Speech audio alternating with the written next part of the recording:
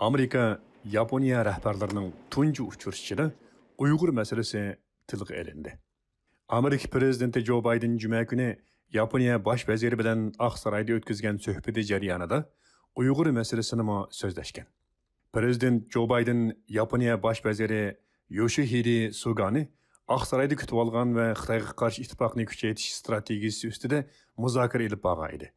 Oq saroyning to'r betidagi birlashma bayonotga qaraganda suhbat jarayonida Xitoy paydo qilayotgan xavfsizlik masalasi, Xitoyning Tayvanga yaqin joylarda borgancha ish berayotgan harbiy harakatlari, Hong Kong va Uyg'urlarga qaratgan kishilik huquq buzg'unchiligi asosli temalarning biri sifatida o'tirib qo'yilgan.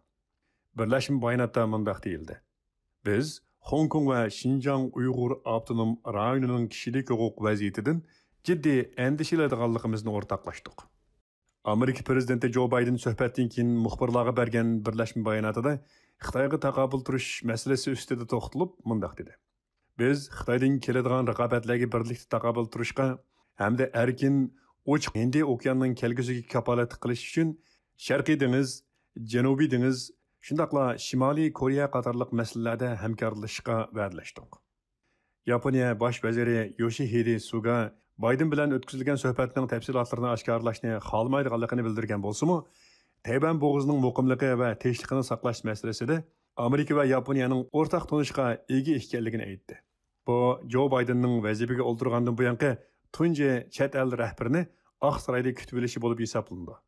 Yaponiya bosh vaziri Suga Amerika safarini boshlashdan ilgari Amerikadagi nopuzliq strategik tadqiqot organlaridan RAND tadqiqot jamiyatining Xitoy ishlari mutaxassisi Scott Harold bir obzor e'lon qilib, Yaponiyani Xitoy Uyg'urlar ustidan yurgizayotgan irqiy qirg'inchilikni e'tirof qilishga chaqirgan edi.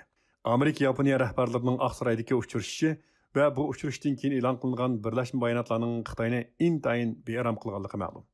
Xitoyning Amerikada turishliq bosh elchiligi bu vaqt e'lon qilgan bayonotida bu birlashma bayonotga kuchli e'tiroz bildirganligini aytdi.